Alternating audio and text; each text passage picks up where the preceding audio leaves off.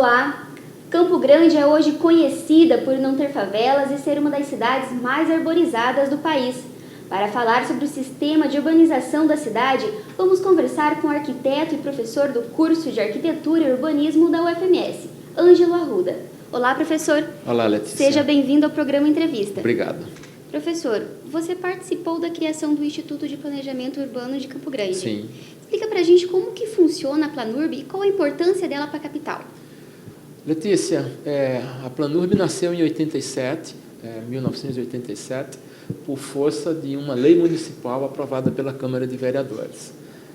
E, na época, Campo Grande estava atravessando um surto de desenvolvimento nunca visto, ou seja, em 79, Mato Grosso do Sul foi dividido, Campo Grande virou capital do novo estado e passaram a vir para Campo Grande migrantes do interior, migrantes de outros estados, né?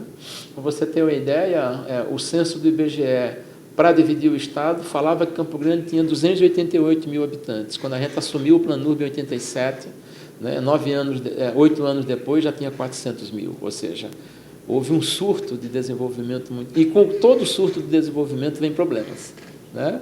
Então, a gente tinha, na época, a cidade com problemas de favela, com problemas de transporte coletivo, de educação, de déficit de saúde, né? E aí, a necessidade maior que a sociedade pregava naquele momento, essa sociedade era uma sociedade técnica e uma sociedade política. Era criar um instituto de planejamento urbano para fazer esse processo, né, técnico ser desenvolvido. Então, quando ele foi criado, ele surgiu como uma necessidade, não como mais um órgão público criado pela política na direção de achar que a política iria resolver tudo. Não, o planejamento urbano naqueles anos de 87 era extremamente necessário. Para quê? Para fazer projetos, para fazer leis urbanísticas, para estudar o futuro, para ver como é que a cidade era, para olhar para frente. Então, havia um conjunto enorme de necessidades que o Planurb supriu naquele ano de 1987. Falando sobre o seu novo livro, Raízes do Planejamento Urbano em Campo Grande e a criação da Planurb. Como surgiu esse interesse para esse resgate histórico? Em realidade, eu já faço isso para arquitetura já há algum tempo, né? O primeiro livro que eu publiquei foi em 1997, sobre planejamento urbano. Depois eu publiquei 9 livros sobre arquitetura, seja de Mato Grosso do Sul, seja de Campo Grande, e volto a reescrever sobre planejamento urbano agora nesse livro, né? Raízes do Planejamento Urbano em Campo Grande, que é um resgate da trajetória de tudo que aconteceu na cidade de Campo Grande no âmbito do seu planejamento urbano. Veja, Letícia, não é fácil a gente morar numa cidade que é capital e não ter como saber da sua história. Em 98, mais ou menos, no ano anterior ao centenário da cidade, eu me lembro que a gente tinha escrito, haviam pouquíssimos livros que tratavam da nossa cidade. Hoje não. Hoje a gente tem uma grande quantidade de livros que foram publicados por diversos autores, aqui da UFMS, de outras universidades, autores autônomos, né? E com isso a gente pôde o quê? Dar mais uma contribuição de analisar como que o planejamento urbano de Campo Grande evoluiu. Não é à toa, né, que a gente participa hoje como cidade, como capital, de um processo visivelmente intenso de desenvolvimento urbano. Quem fica em Campo Grande sem vir 5 anos, quando volta, percebe que a cidade se alterou, né? E o livro, então, ele vai contar a história desde quando, em 1905, a Câmara de Vereadores aprovou a primeira lei urbanística, que foi um código de posturas, até o ano de 2005, quando nós tivemos o plano diretor. Então, numericamente, nós estamos falando de 100 anos de planejamento urbano. E no meio desses 100 anos, em 1987, surge a ideia de criar o Instituto de Planejamento Urbano, que é uma ferramenta técnica para fazer esse trabalho. E como que foi a busca desse material? Questão de arquivos de fotos, como que foi? O material do livro, o livro tem 5 capítulos, né? E os capítulos cuidam de colocar um pouco de história, um pouco de técnica, né? E um pouco de processo de planejamento urbano. Ou seja, tem um capítulo aqui que trata das leis urbanísticas da cidade, desde 1905, passando pela lei de 1909, 1910, 1921, 1936, eu fui buscar isso nos arquivos da Câmara de Vereadores, que, graças a Deus, né, tem tudo organizado, digitalmente, inclusive, né, no site da Câmara de Campo Grande, todas as leis municipais estão digitalizadas. Então, para quem faz pesquisa em cima de leis, é uma grande fonte de informação, né? Depois eu fui buscar fotos antigas, né? Fui ao arquivo do Planurb, recebi, né, da Rita de Cássia, do Centro de Documentação, né, parte do acervo dela, utilizei isso, e utilizei acervo pessoal meu, né, de outras publicações, e um acervo que eu tinha de fotos, porque eu fui o primeiro diretor-presidente do Planurb em 87, então eu guardei algumas fotos comigo e estou utilizando elas agora nessa publicação. E esse livro estará disponível onde, professor? Bom, o livro, ele é lançado durante a sessão solene dos 25 anos do Planurb na Câmara de Vereadores, e depois, né, os cidadãos campograndenses, todos os interessados em história, em urbanismo, em planejamento urbano, vão poder adquirir diretamente comigo, aqui na universidade, tendo em vista que, a partir do momento que eu criei uma edição de autor, né, eu posso fazer essa comercialização. Entretanto, eu estou preferindo, nesse momento, fazer a distribuição dele, né? Todos os que interessarem por este livro podem chegar para mim aqui na universidade, no curso de arquitetura, que eu posso brindar com esse livro. E logo após o começo de setembro, eu vou colocar ele num link para as pessoas poderem baixar ele gratuitamente, né? Eu vou pedir para vocês aqui da assessoria de comunicação da universidade, por colocarem essa informação, as pessoas vão lá e baixam o livro para a sua leitura, para o seu trabalho. Professor, em relação à arquitetura da cidade, o que mudou nos últimos anos? Muita coisa. A gente saiu de uma cidade nos anos 20, ainda com uma arquitetura eclética histórica, no padrão da Morada dos Baís, no padrão do edifício da Casa da Memória Arnaldo Estevam de Figueiredo, né, ou da Loja Maçônica da Caloja. Esse é um padrão de arquitetura de Campo Grande dos anos 20. Né? Pula-se para um outro padrão de arquitetura dos anos 30, com o Hotel Americano, edifício do Perpétuo Socorro, Auxiliadora, né? Então, a gente vai tendo uma evolução da arquitetura até chegarmos nos dias de hoje com uma classificação do ponto de vista da teoria da arquitetura, daquilo que é conhecido como arquitetura contemporânea. Então, a gente já encontra, Letícia, em Campo Grande, diversos exemplares de uma arquitetura contemporânea conectada com o eixo Rio-São Paulo, Belo Horizonte, Porto Alegre, Recife, 4, 5 cidades que detêm o controle da produção arquitetônica brasileira.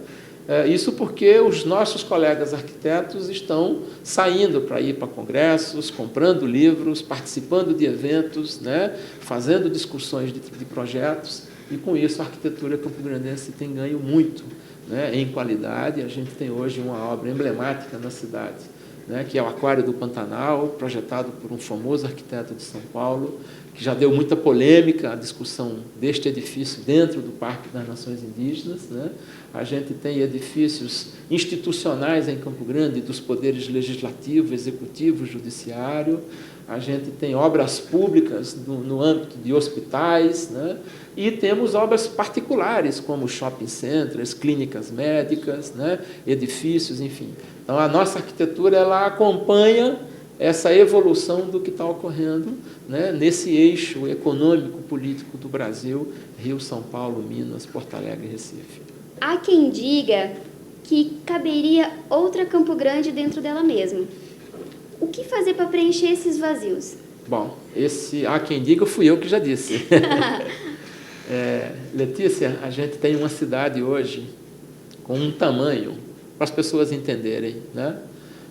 Campo Grande tem um tamanho urbano de 36 mil hectares. Se a gente divide isso em quilômetros quadrados, dá 360 quilômetros quadrados com 800 mil habitantes. Bom, na geografia contemporânea e no urbanismo contemporâneo, se eu colocar 100 pessoas morando por hectare, que é uma densidade demográfica muito pequena, tá? Para tu teres uma ideia, 100 habitantes por hectare é o que tem numa Moreninha, por exemplo, num quarteirão da Moreninha. Tá? Um quarteirão da Moreninha, 1, 2 ou 3, que tenha 24 casas, cada casa morando 4 pessoas. Tá? A gente tem 100 pessoas morando por hectare. Ora, se eu coloco 100 pessoas em 360 quilômetros quadrados, eu tenho 3.600.000 habitantes. No entanto, a gente só tem 800 mil. Então, na realidade, o perímetro urbano de Campo Grande cabe, né, uma quantidade de pessoas, né, muito maior do que de fato ela tem. E aí, então, a gente começa a ter problemas com isso. Os problemas que Campo Grande tem hoje, decorrentes dessa densidade demográfica bem pequenininha, estão aí para a gente ver. Muitos vazios, muitos bairros que começam e as pessoas não vão morar, né? Quando enche, quando chove, a cidade transborda os seus córregos, porque do outro lado a gente tem uma cidade densa, com pavimento asfáltico, com muitas ruas, né? E a gente começa a ter problemas climáticos, digamos assim, né? Decorrentes desse processo recente. Então, Campo Grande não é exatamente isso que você falou, é muito mais, né? A gente tem espaço para abrigar uma população 4 vezes a que a gente tem hoje. Como o senhor avalia a revitalização do centro de Campo Grande? Letícia, essa é uma pergunta importante para mim, como professor da universidade, como ex-professor da Uniderp, porque eu diria que algumas pessoas nessa cidade começaram a colocar esse assunto em discussão. Eu fui uma delas.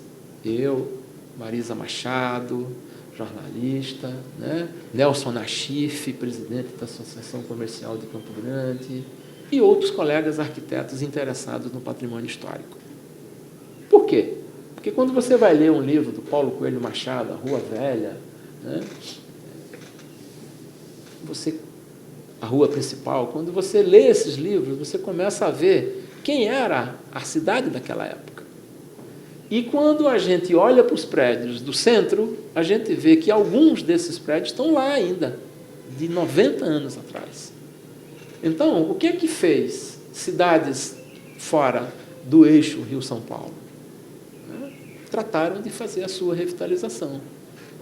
Recife fez, João Pessoa fez, Natal fez, São Luís fez, Belém fez. Eu não estou falando nem de Rio e São Paulo, né? E essas cidades ganharam muito com essa revitalização. Ganharam com qualidade de vida. Todo mundo acha, Letícia, que fazer revitalização é para turismo. Não é. Tá? É um item, componente da revitalização. Mas a revitalização ela tem que ser tratada como um interesse da sociedade.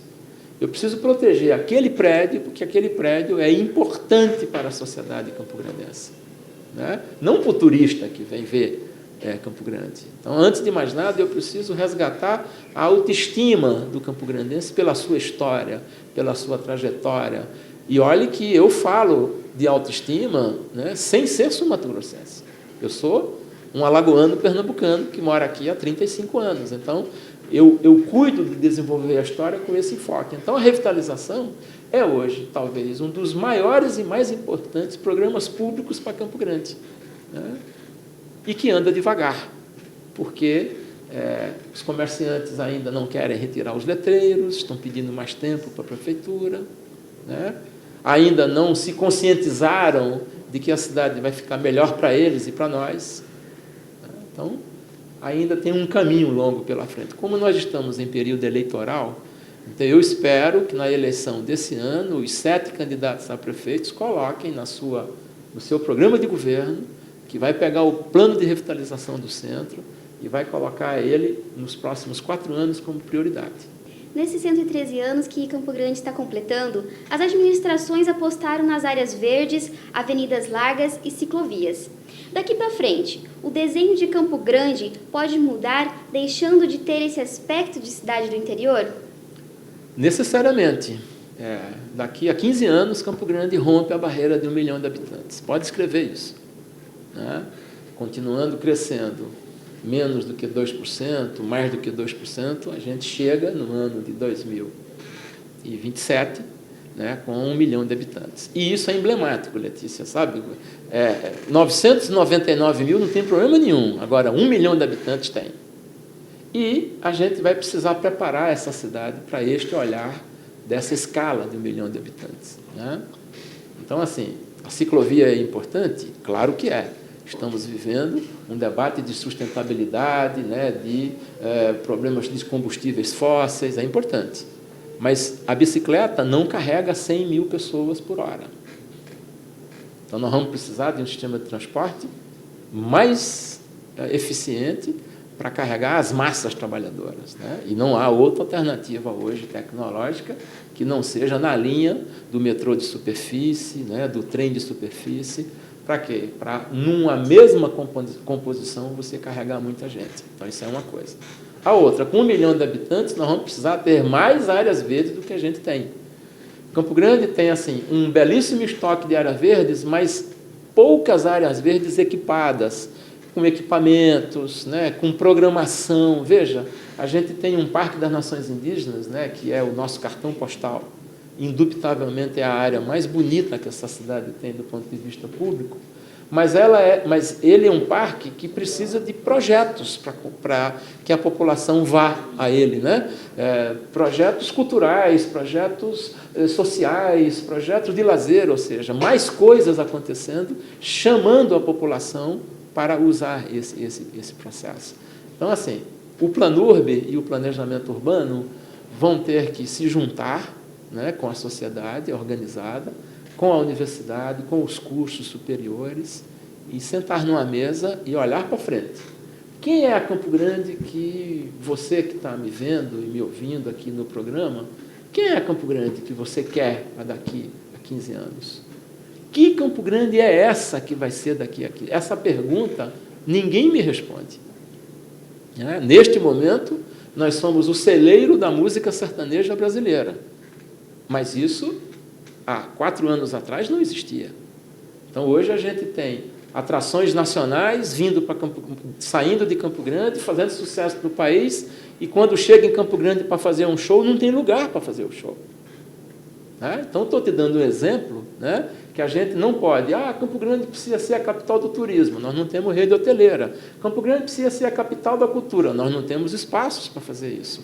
Então, a gente precisa sentar numa mesma mesa, preparar a discussão, olhar para frente e essas respostas saírem com um planejamento, né, que seja cumprido por todos os prefeitos que vão suceder Nelson Andrade Filho daqui para frente nos próximos 4 mandatos. Professor, obrigada pela sua presença. Obrigado, Letícia, obrigado à produção do programa Entrevista da minha universidade, o FMS, dizendo a todos os nossos telespectadores, né, que o curso de Arquitetura e Urbanismo, né, através dos seus professores, dos seus alunos, está interessado e continua interessado em discutir a cidade, o seu planejamento e a sua arquitetura. Muito obrigado. Eu conversei com o Ângelo Arruda, arquiteto e professor da Universidade Federal. Obrigada a você que nos acompanhou. Até a próxima!